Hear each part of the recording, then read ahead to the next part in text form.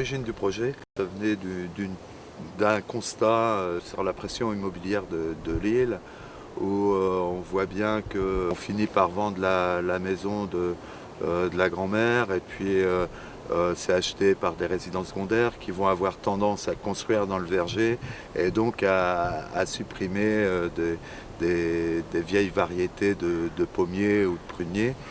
Et en fait, c'était un conseil municipal où j'avais émis cette idée de faire un verger pour conserver un petit peu les espèces qui étaient présentes sur l'île. Et moi, j'ai le souvenir, quand j'étais petit, on mangeait une petite prune. Alors, je ne sais pas si je peux dire le nom, si je peux le dire. C'est la couille d'âne. Et c'est vrai que moi, gamin, j'ai été élevé avec cette prune.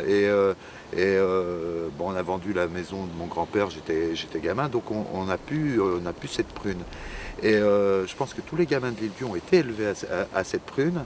Et j'ai fait l'expérience, j'ai demandé à mon conseil municipal, mais qui mange des couilles d'âne aujourd'hui? Et là, il n'y a pas eu une main qui s'est levée.